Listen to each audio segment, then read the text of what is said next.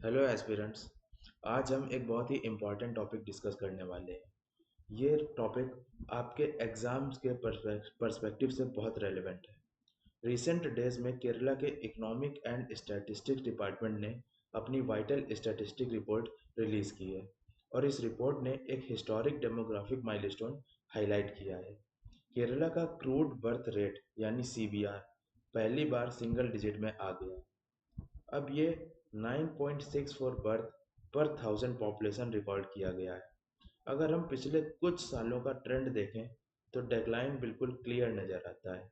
2022 में birth rate लगभग 12.5 था।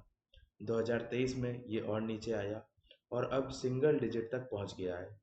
ये सिर्फ एक स्टैटिस्टिकल चेंज नहीं है, ये इंडिया के डेमोग्राफिक फ्यूचर का एक पावरफुल सिग्नल है।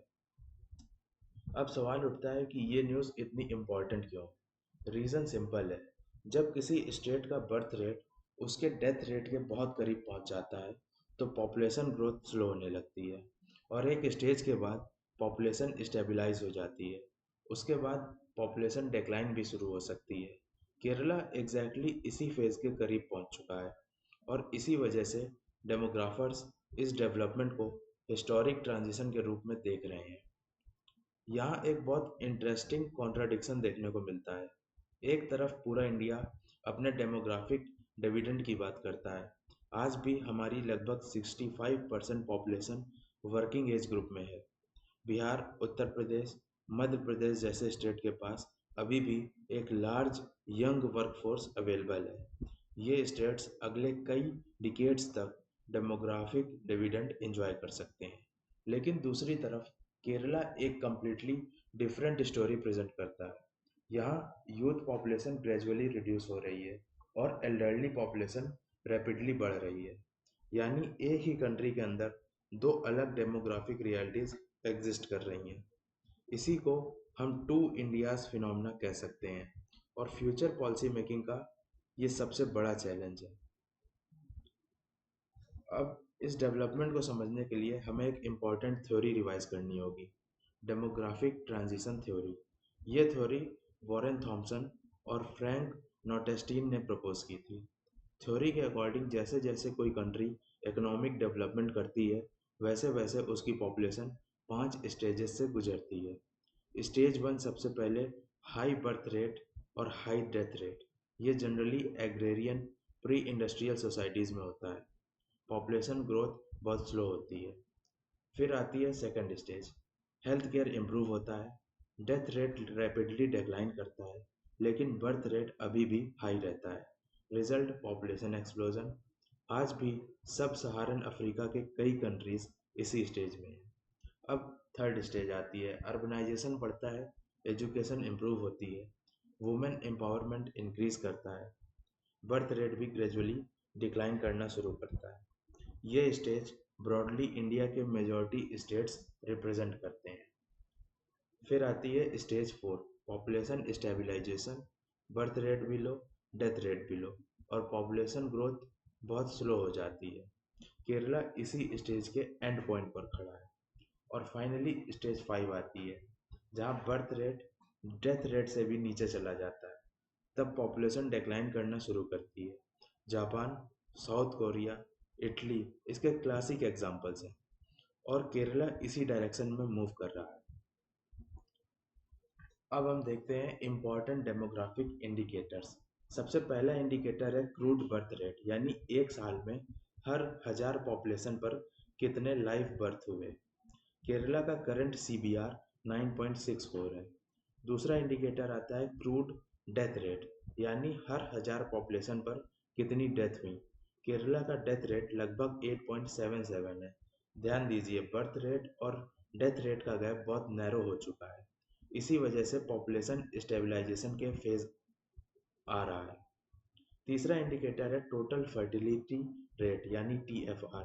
सिंपल लैंग्वेज में एक वुमेन अपनी रिप्रोडक्टिव लाइफ में एवरेज कितने चिल्ड्रन को बर्थ देती है। पॉपुलेशन को लॉन्ग टर्म स्टेबल रखने के लिए रिप्लेसमेंट लेवल फर्टिलिटी लगभग 2.1 होनी चाहिए, लेकिन केरला का टीएफआर सिर्फ 1.2 या फिर 1.3 के बीच चल रहा है। ये लेवल जापान और साउथ कोरिया जैसे एजिंग कंट्रीज के ऑलमोस्ट इक्वल है। अब सबसे इम्पोर्टेंट क्वेश्चन आता है, केरला इतनी जल्दी इस स्टेज तक कैसे पहुंच गया? क्या गवर्नमेंट ने चाइना की तरह कोई वन चाइल्ड पॉलिसी इम्प्लीमेंट की? बिल्कुल नहीं। केरला का ट्रांजिशन कम्प्लीटली ऑर्गेनिक था और इसके पीछे चार मेजर रीजंस है। पहला रीज़न है female education. Female literacy Kerala में इंडिया में सबसे हाईएस्ट लेवल पर है। जब वुमेन एजुकेटेड होती हैं तो मैरिज की एज बढ़ जाती है, कैरियर अपॉर्चुनिटीज़ इम्प्रूव होती हैं, फैमिली प्लानिंग अवेयरनेस बढ़ता है और नेचुरली फैमिली साइज छोटा हो जाता है। दूसरा रीज़न है better health care. Excellent health care system Kerala का इन्फेंट मोर्टेलिटी रेट इंडिया में सबसे लोवेस्ट है। पेरेंट्स को कॉन्फिडेंस होता है कि उनके बच्चे सरवाइव करेंगे। इसी वजह से मल्टीपल चिल्ड्रन की साइकोलॉजिकल नीड ऑटोमेटिकली रिड्यूस हो जाती है। तीसरा रीज़न है urban life style. High cost of child rearing, education expensive, health care expensive, housing expensive, life style expensive. Middle class families quantity की जगह क्वालिटी प्रेफर कर रही हैं। इसीलिए सिंगल चाइल्ड या टू चाइल्ड नॉर्म कॉमन हो गया है। चौथा रीज़न आता है gulf migration. Gulf migration model, लाखों working as people middle east, Europe और नॉर्थ अमेरिका माइग्रेट कर चुके हैं। Result, reproductive age population state के अंदर रिलेटिवली कम हो गई है और नेचुरली बर्थ रेट भी डिक्लाइन हुआ है। अब आते हैं इस डेमोग्राफिक ट्रांजिशन के क्या क्या कॉन्सिक्वेंसेस होते हैं उन पर। सबसे पहला इम्पैक्ट इकॉनमी पर पड़ता है। अपने डेमोग्राफिक डिविडेंड का कॉन्सेप्ट जरूर पढ़ा होगा। जब किसी कंट्री में वर्किंग एज पॉपुलेशन डिपेंडेंट से ज़्यादा होती है तब इकॉनमी को ग्रोथ का नेचुरल एडवांटेज मिलता है। लेकिन केरला में ये डेमोग्राफिक विंडो अब धीरे धीरे क्लोज हो रही है। वर्किंग एज पॉपुलेशन हर साल रिड्यूस होगी और एल्डरली पॉपुलेशन रैपिडली इंक्रीज करेगी। इसका सीधा मतलब है लेबर फोर्स श्रिंक होगी। Manufacturing, agriculture, construction, health care, हर सेक्टर में मैन पावर शॉर्टेज देखने को मिलेगी। लॉन्ग टर्म इकोनॉमिक ग्रोथ भी प्रेशर में आ सकती है। अब दूसरा इम्पैक्ट आता है फिजिकल इम्पैक्ट। स्टेट फाइनेंसेस पर पड़ता है। ये आज केरला की गवर्नमेंट अपने बजट का एक बड़ा हिस्सा पेंशन, हेल्थ केयर और सोशल वेलफेयर स्कीम पर स्पेंड करती है। जैसे जैसे सीनियर सिटीजन्स की पॉपुलेशन बढ़ेगी ये एक्सपेंडिचर और इंक्रीज होगा। लेकिन टैक्स पे करने वाली वर्किंग पॉपुलेशन कम होती जाएगी, यानी रेवेन्यू कम और एक्सपेंडिचर ज़्यादा। रिजल्ट क्या होगा? फिजिकल डेफिसिट पर प्रेशर। इसी वजह से गवर्नमेंट को इंफ्रास्ट्रक्चर प्रोजेक्ट, इंडस्ट्रियल डेवलपमेंट और कैपिटल एक्सपेंडिचर से फंड डाइवर्ट करके सोशल सिक्योरिटी पर स्पेंड करने पड़ेंगे। ये लॉन्ग टर्म डेवलपमेंट के लिए एक मेजर चैलेंज है। अब बात करते हैं सोशल ट्रांसफॉर्मेशन की। केरला में लाइफ एक्सपेक्टेंसी इंडिया में सबसे हाईएस्ट है। वुमेन एवरेज मेल पॉपुलेशन से ज़्यादा जीती हैं।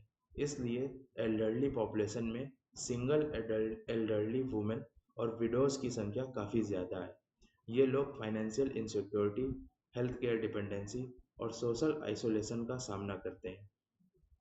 एक और ट्रेंड काफ़ी इंटरेस्टिंग है। इससे लॉक एंड की हाउस होल्ड कहा जाता है। केरला के बहुत से डिस्ट्रिक्ट में young generation gulf countries, Europe या नॉर्थ अमेरिका माइग्रेट कर चुकी है। पेरेंट्स केरला में अकेले रहते हैं, घर लॉक्ड रहते हैं। ये सिर्फ एल्डरली कपल्स रहते हैं। ये सिर्फ डेमोग्राफिक इशू नहीं, एक सोशल केयर चैलेंज भी है। अब देखते हैं केरला के सामने कौन कौन से मेजर चैलेंजेस हैं। सबसे पहला चैलेंज है डिपेंडेंसी रेशियो। सिंपल लैंग्वेज में कितने वर्किंग लोग कितने डिपेंडेंट लोगों को सपोर्ट कर रहे हैं। जैसे जैसे एल्डरली पॉपुलेशन बढ़ेगी हर 100 वर्कर्स को और ज़्यादा सीनियर सिटीजन को सपोर्ट करना पड़ेगा। इससे हेल्थ केयर, पेंशन और सोशल प्रोटेक्शन सिस्टम पर प्रेशर इंक्रीज होगा। दूसरा चैलेंज है हेल्थ केयर। आज केरला के एल्डरली पॉपुलेशन का बड़ा हिस्सा डायबिटीज़, हाइपरटेंशन, हार्ट डिसीज़ और डिमेंशिया जैसे नॉन कम्युनिकेबल डिसीज़ से सफ़र करता है। हमारे hospital traditionally acute disease treat करने के लिए डिज़ाइन हुए थे, लेकिन फ्यूचर में इंडिया को geriatric health care, long term care, palliative care और home based health care system को एक्सपेंड करना होगा। तीसरा चैलेंज आता है लेबर शॉर्टेज का। केरला में लोकल वर्कर्स कम हो रहे हैं, इसलिए बिहार, वेस्ट बंगाल, उड़ीसा और उत्तर प्रदेश से लार्ज स्केल माइग्रेशन हो रहा है। ये माइग्रेंट्स कंस्ट्रक्शन, हॉस्पिटैलिटी, एग्रीकल्चर और सर्विसेज सेक्टर में इम्पॉर्टेंट रोल प्ले कर रहे हैं। लेकिन माइग्रेशन के साथ लैंग्वेज, हाउसिंग, हेल्थ केयर और सोशल इंटीग्रेशन जैसे चैलेंजेस भी आते हैं। पॉलिसी मेकर्स को इंक्लूसिव लेबर पॉलिसीज डेवलप करनी होंगी। एक और इम्पॉर्टेंट चैलेंज है डिलिमिटेशन। फ्यूचर में लोकसभा सीट्स पॉपुलेशन के बेसिस पर एलोकेट होंगी। केरला जैसे स्टेट्स जिन्होंने पॉपुलेशन स्टेबलाइज कर ली, उनकी पार्लियामेंट्री रिप्रेजेंटेशन रिलेटिवली रिड्यूस हो सकती है, जबकि हाई पॉपुलेशन ग्रोथ वाले स्टेट्स ज़्यादा सीट गेन कर सकते हैं। इसी वजह से इस इशू को डेमोग्राफिक पेनाल्टी भी कहा जाता है और ये फ्यूचर फेडरल पॉलिटिक्स का एक इम्पॉर्टेंट डिबेट बन सकता है। अब सवाल है, इसके सॉल्यूशंस क्या है। सबसे पहला सॉल्यूशन है सिल्वर इकॉनमी। सीनियर सिटीजन्स को बर्डन नहीं, इकोनॉमिक रिसोर्स के रूप में देखना होगा।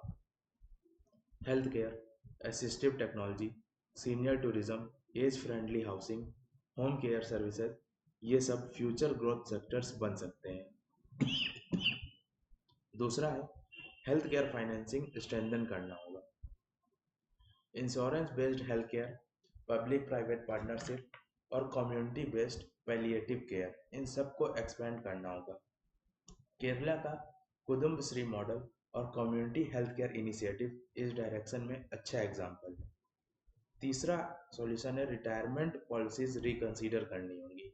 लाइफ एक्सपेक्टेंसी बढ़ रही है, तो एक्सपीरियंस्ड प्रोफेशनल्स को flexible working hours, part time employment और री स्किलिंग अपॉर्चुनिटीज़ मिलनी चाहिए। इससे ओल्डर पॉपुलेशन भी प्रोडक्टिव बनी रहेगी।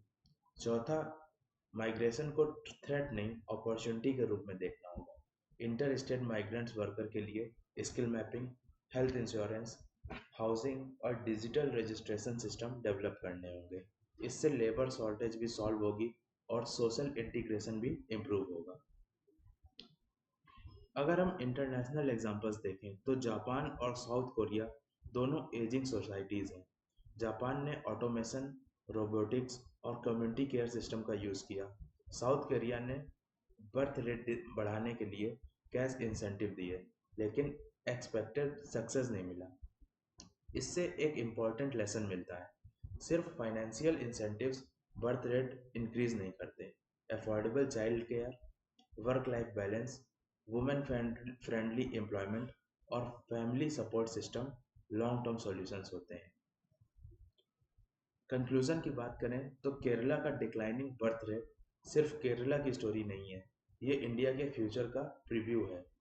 आज जो डेमोग्राफिक ट्रांजिशन केरला एक्सपीरियंस कर रहा है, कल तमिलनाडु, पंजाब, हिमाचल प्रदेश और इवेंचुअली पूरा इंडिया एक्सपीरियंस करेगा। एक एस्पिरेंट के रूप में आपको सिर्फ पॉपुलेशन कंट्रोल नहीं, पॉपुलेशन मैनेजमेंट को समझना होगा। पॉलिसी का ऑब्जेक्टिव सिर्फ यंग पॉपुलेशन को जॉब देना नहीं, बल्कि एक ऐसा इंक्लूसिव इकोसिस्टम क्रिएट करना है जहां यूथ प्रोडक्टिव हो और elderly citizens healthy, financially secure और डिग्निफाइड लाइफ जी सके। इसी बैलेंस्ड डेमोग्राफिक स्ट्रेटजी के साथ ही इंडिया अपने डेमोग्राफिक डिविडेंड को सस्टेनेबल नेशन डेवलपमेंट में कन्वर्ट कर पाएगा। Thank you.